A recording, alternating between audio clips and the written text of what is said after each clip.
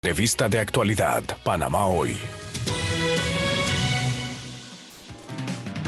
Bien, y tal como les comentaba antes de la pausa, se encuentra con nosotros esta mañana Ana Matilde Gómez, ex procuradora y ex diputada de la Nación, con quien vamos a hablar y hacer un balance precisamente de este órgano del Estado. Muy buenos días, qué gusto saludarla.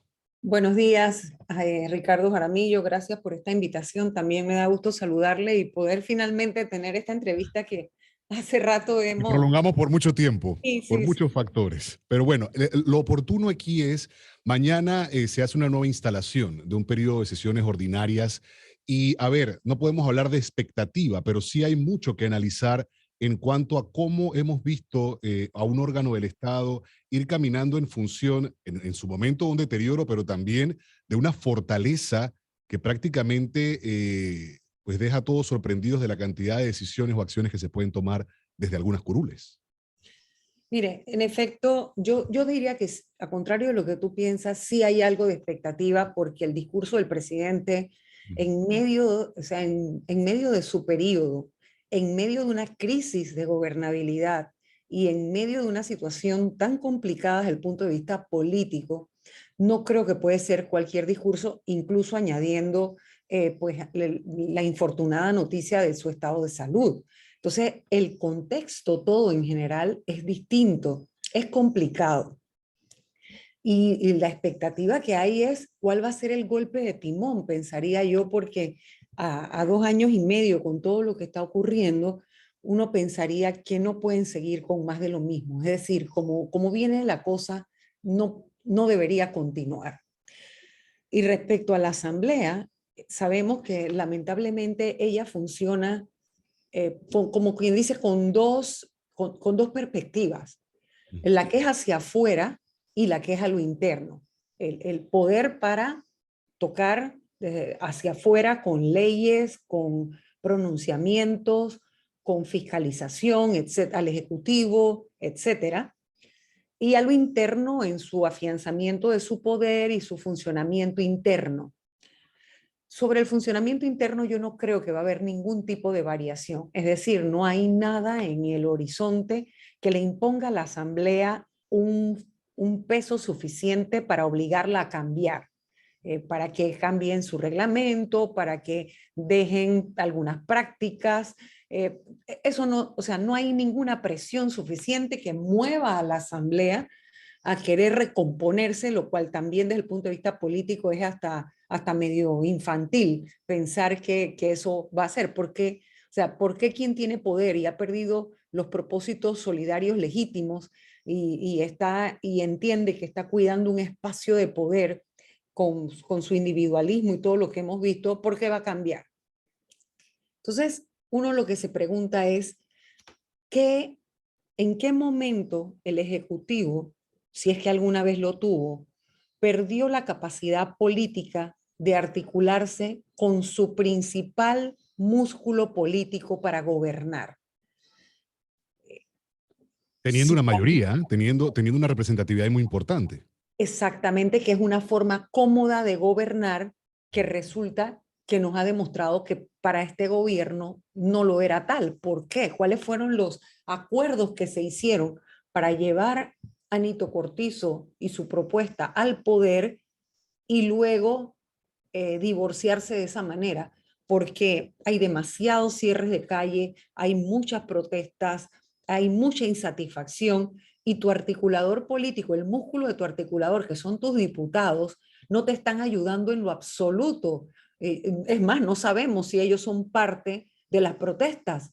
No sé si me explico, o sea, si ellos Tu acompañan amigo. a sus circuitos en la insatisfacción o ellos están acompañando al Ejecutivo a dar respuesta, nada. O sea, a mi juicio hay una crisis política profunda que es irreversible. Definitivamente el gobierno no puede con la cantidad de problemas que se le han venido encima. Habían algunos que ya eran anteriores a la pandemia ha disparado otros tantos y por supuesto la crisis global o mundial producto de la invasión a Ucrania, con lo cual ha tenido una escalada en los precios generales por el tema del transporte, de los trigos, del combustible y de todo lo demás. Y yo me pregunto, ¿por qué no hay la capacidad política de poder, de poder transmitirle a ciertos grupos de poder que hay cosas que sí se pueden atender y otras que son factores externos? ¿No? Uno se pregunta, ¿por qué no hay esa capacidad política? ¿Dónde está dónde está toda la gente que votó por ellos? ¿También están decepcionadas? O sea, uno se pregunta, ¿qué fue lo que pasó en el camino? Ah, la gente se hartó, mucha gente se hartó de ver que el sacrificio no era compartido. Y si sí había sacrificio, ¿por qué no lo explicas transparentemente? Sal y habla. ¿Dónde está el sacrificio que tú hiciste? Porque el que hicimos los ciudadanos, hablando de los que no estamos en ningún espacio de poder formal, nosotros, bueno, alguien perdió el trabajo en la casa, alguien tuvo reducción de horas, alguien tuvo que vender un carro, se atrasaron en la hipoteca, no han pagado la tarjeta de crédito, o sea, hay una serie de males que aquejan a las familias que cuando ven las respuestas del gobierno sienten que del otro lado no ha habido esa conexión para que haya sacrificio compartido. Y a propósito de ello, que en algún momento se habló de la suspensión de gastos de representación y demás, pero nunca a ciencia cierta se supo si se aplicó. Ahora, preguntas hay muchas alrededor de esta realidad, de esta relación entre el gobierno, entre el Ejecutivo y la Asamblea Legislativo. Sin embargo, ¿qué lectura se hace cuando algunos sienten que hay, pues, un poder importante que surge desde la Asamblea y que influye al Ejecutivo? No pasa o no se logra lo interno del partido cuando se convoca una nueva directiva, la escogencia de una nueva directiva, que el candidato al Ejecutivo no se baja y todo lo demás, pero ¿qué lectura se puede hacer de afuera para entender cómo es que se da ese divorcio? ¿Qué puede estar pasando si no se ve una situación frontal, por lo menos del Ejecutivo hacia la Asamblea? Bueno, porque el contubernio es terrible para meterle la mano al presupuesto, ¿no? Para todo, cada uno salir con su pedazo del que hay para mí, ¿no? El famoso que hay para mí. Ahora, no es malo que una asamblea tenga autonomía en la elección de sus autoridades a efecto de sus jerarquías internas a efecto de poder hacer contrapesos en el balance del poder. Pero es que eso no es lo que está ocurriendo, ¿sí? Es medición de fuerza. La descomposición de los partidos políticos en general es el tema de siempre, es las cúpulas y las distintas facciones dentro de los propios partidos peleando entre ellos mismos el poder tener mayor acceso a controlar las cosas que le dan a ellos, fortalecen el poder, nombramientos, en la posibilidad de frenar o no acciones del Ejecutivo. Y ya estamos como cansados de eso porque lo único que eso nos está demostrando, esa forma de articulación del poder, lo único que nos demuestra es que quienes siempre sufrimos, se sufren las grandes mayorías. O sea, en general, las decisiones más importantes que se tienen que tomar desde el punto de vista de la gobernabilidad, para la buena gobernanza, no están ocurriendo.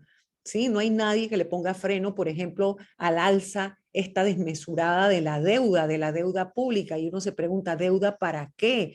No tenemos el cuarto puente sobre el canal, la línea 3 del metro, el hospital del niño no está listo, las escuelas están hechas un desastre, la mayoría, pues el tema del agua potable, cómo es que cada vez que hay incidencias climatológicas, enseguida nos dicen que en la planta potabilizadora va a haber problemas. Entonces uno dice, pero si eso no es nuevo y eso va a ser peor. Entonces se está gobernando para apagar fuego.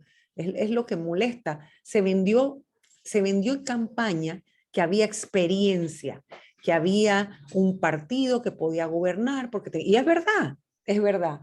Tienen el conocimiento, entonces, ¿qué está frenando? ¿Qué es lo que está pasando? ¿Qué es lo que impide que hagan lo mejor para la mayor cantidad de personas y no para los grupos de interés? Porque si usted observa, aquí quien más grita y más calles cierra es el que consigue la atención del gobierno.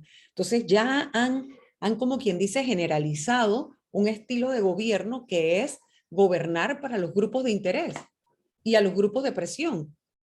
Ahora, usted hablaba acerca de la expectativa y que sí, definitivamente genera específicamente el discurso del presidente el día de mañana, que esperemos no sea como, y hay que ver todos los escenarios. De hecho, una vez conocimos los medios de comunicación acerca de la afección de salud del presidente, pues empezamos a buscar todas las opciones alrededor de. Pero hay quienes hablan de que podría tratarse quizá del último discurso ante, obviamente, una recuperación por un tema clínico en particular. ¿Qué cosas serían oportunas escuchar, tomando en cuenta que el presidente ha tenido siempre un discurso que va hacia un lado, pero a que acciones van hacia otro? Además de que siempre ha sido un discurso un poco de recuento, ¿no? Hasta ahora siempre ha sido un discurso más o menos de un listado de las cosas o que se piensan hacer o algunas de las que se han hecho.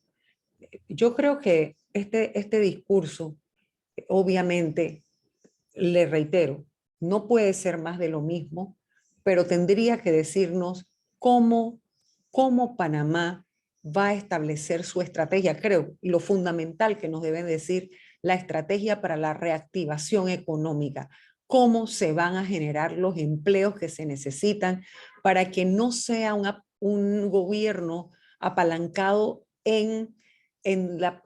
Tiene que haber solidaridad, sí, yo entiendo eso y lo creo, y creo en la solidaridad, pero en la mitad del camino y de cara a lo que se viene en el mundo y en el país, hay que darle la esperanza a la gente de que se sabe cómo, cómo conducir en medio de esta tempestad.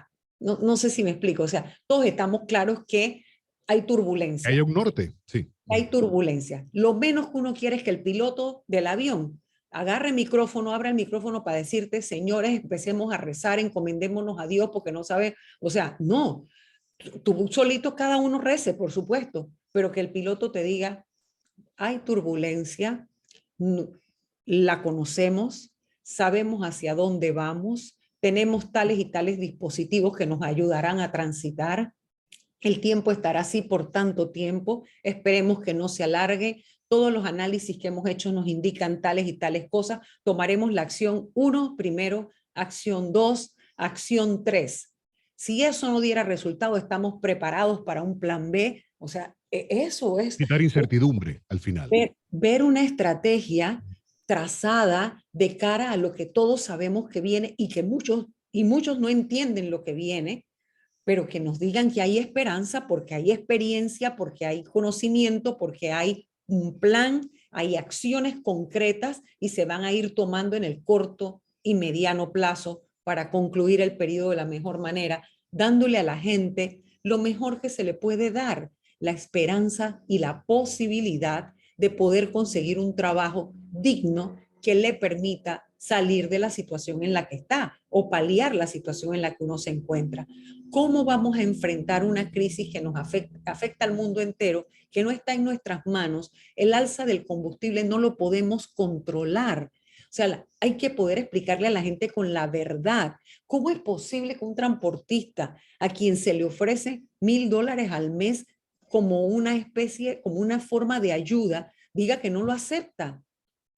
Eso yo no lo puedo entender. O sea, ¿qué manejo político hay allí que alguien que va a recibir un apoyo mensual que significa un sacrificio para todos los que pagamos impuestos, diga que no, pues, que no iba a trancar la calle? Y entonces lo que va a producir como consecuencia es que no solo no vamos a tener transporte, sino que no vamos a tener comida, porque desde allá es que nos viene el abastecimiento de la mayor cantidad de vegetales, hortalizas y otra serie de productos. Entonces uno dice, pero ¿dónde está la incapacidad para el diálogo y la incapacidad para la negociación? No quiero finalizar nuestra conversación sin pedirle su visión, su perspectiva sobre el futuro político. Sabemos que, bueno, ya ha iniciado un periodo electoral pues establecido por el Tribunal Electoral. Sin embargo, hay muchas cosas que definir, tanto pues hasta el 15 de agosto por la vía independiente como a lo interno de los colectivos, de los partidos políticos. Ahora vemos también desde los partidos políticos el surgimiento de ideas o de postulaciones o aspiraciones independientes y demás, pero que para algunos lo único que van es restando, disipando el voto a favor quizá de alguna o algunas figuras en particular. Mire, definitivamente que no hay una movida más contraria a la ética política que aprovecharse, es decir, la libre postulación, que es un mecanismo de participación electoral, no puede ser un mecanismo para que se aprovechen aquellos que no llevan posibilidades dentro de sus colectivos políticos, luego de una militancia conocida, una militancia que mantienen, porque no es que van a renunciar a los partidos, sino que estando en sus partidos sin llevar posibilidades allí, quieren utilizar un mecanismo que lo único que significa es que le van a bloquear la posibilidad a un ciudadano que en todo su derecho de ejercicio de acción política no puede participar dentro de sus colectivos. Es decir, miren usted, semejante injusticia. Yo no puedo ir a ningún partido y decirle, oye, denme la oportunidad de correr aquí en el circuito 83 porque yo voy a correr para diputada. Pero como es más fácil porque ustedes tienen gente en todos lados y tienen sus mesas, ve, postúlame ahí en tu partido. En los plurinominales está prohibido, no se puede por ley. Entonces yo pregunto,